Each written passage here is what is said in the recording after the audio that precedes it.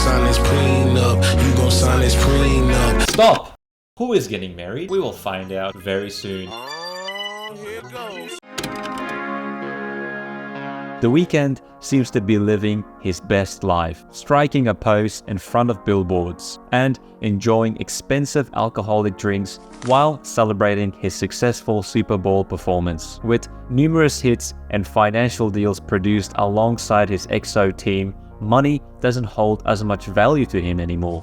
He recalls performing in humble lofts, but now he cruises on yachts. He claims that it's almost effortless to make women fall in love with him. Currently, he's enjoying a passionate romance with a movie star. He's strapping up and readying himself for another ride on the love roller coaster. Tyler, the creator, raps about how strong this connection is and wants to make this work. However, being with only one person for life seems too long. He doesn't want the government nor religion to be involved in their affairs. If it doesn't work out, it will be an expensive breakup on both ends. Perhaps signing a legal document will prevent all this hurt in the long run. Breakdown. Okay, there is a lot to cover within this track, so make sure you're comfortable, get some snacks, settle in for a solid deep dive. Ready? Here we go again. All Weeknd projects have one or two songs that give his core fan base an insight into how his life is going. In After Hours, it's No Child. My Dear Melancholy, it's essentially the whole EP. Starboy, it's Reminder. Beauty Behind the Madness, it's Tell Your Friends. Trilogy, it's The Morning. And in Dawn FM, it's Here We Go Again. Abel has mentioned in recent interviews that he uses real-life experiences as inspiration for the Weeknd's character. So let's examine how he has done it within this track, shall we? In 2021, Abel did an exclusive interview with Billboard explaining how his EXO crew dominated our screens in 2020 all the way to the Super Bowl. He delves into his humble beginnings and how his team boosted him from basically being homeless all the way to the Super Bowl. A great piece, giving each member of the EXO crew their flowers. The poses in front of the billboards and the EXO being mercenaries are a reference to this interview. It's remarkable the amount of success they have had, from performing on lofts, which is a reference to his song Loft Music from his mixtape House of Balloons, to cruising on their private yachts. The flexing does not stop there though. EXO has made $250 million in an inactive year. Now that is remarkable and should be celebrated with expensive alcohol. His catalog of songs throughout the years truly have become legendary. The amount of evolution this character has gone through is beyond imagination, and yet we are one more story away from saying goodbye to him. So let's appreciate the last parts of the Weeknd story together. The flexing continues as he suggests he can easily make women fall in love with him. He tells a story about a woman who jokingly wanted to take a picture with him to make her boyfriend jealous, but she didn't expect to fall for him once they became intimate. The story is set in a dark and dangerous city, referring to Los Angeles, as he has expressed a recent distaste for the town on After Hours.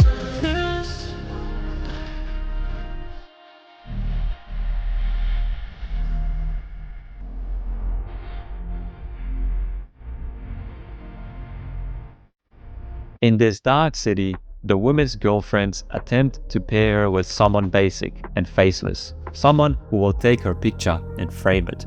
The consensus among the EXO community is that this faceless character is referring to Bella Hadid's new dating partner, an art director named Mark Kalman.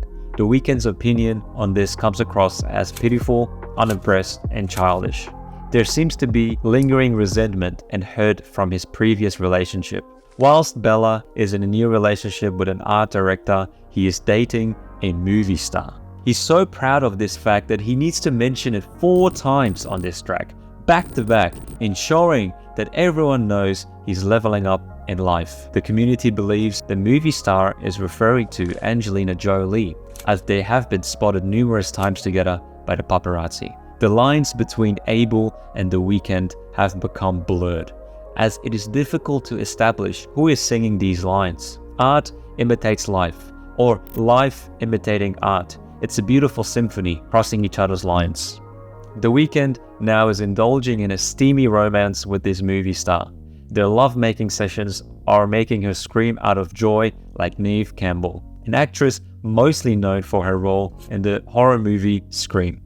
It is well known that Abel enjoys his horror flicks and draws lots of inspiration for his art, so this reference shouldn't be a surprise and is a clever reference I thought deserved recognition. What's up?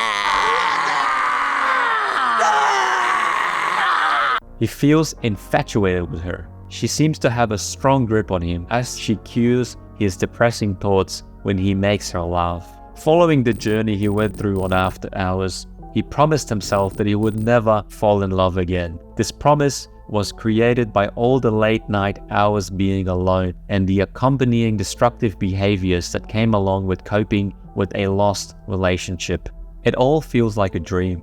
His life never seems like it's grounded in reality. Even the way he sings this section is very whimsical, like how they sing in a theater play. This is a reference to how his life does not seem real, like something from a play. He has come to the realization that he would rather have felt love and lose it with all the pain that comes along with it, than never have felt love at all. So ladies and gentlemen, let's put our seatbelts on and enjoy this emotional rollercoaster ride once again. Verse 2 is rapped by Tyler, the Creator, and he goes into how strong this relationship is and how he wants to make it work without involving the government. But it may prove to be an expensive breakup if it doesn't work out. So, to avoid this emotional and financial hurt, he recommends signing a prenup, a legal document that is signed before getting married, detailing the financial split if the couple files for divorce. This way, both of them are financially protected if it doesn't work out. Abel's art generally uses symbolism to portray his point of view. He tends to carefully select his collaborators based on specific reasons. Tyler's purpose is to convey the message of wanting this relationship to work. However, this time there needs to be a terms and conditions paper signed. The rap style is used to convey this message in a direct and straightforward manner, rather than aggressively. Tyler's deep voice adds to the impact of this verse, which may not have been as effective if it had been sung in a whimsical manner like the rest of the track.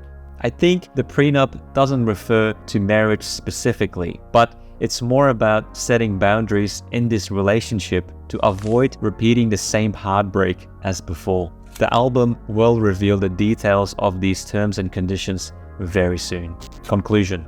It seems like we're in a dream-like state where everything seems familiar. The Weeknd has a successful career and is also hopeful that his current romance will turn into a meaningful relationship. To avoid any misunderstandings, he reflects on his past relationships and decides to establish clear boundaries this time around. By doing so, he hopes to keep this relationship strong and avoid any potential miscommunication if things don't work out. We'll have to wait and see. Now, where will the story take us next? How will this relationship unfold? Will they get closer or simply remain best friends? Or maybe it's not that deep.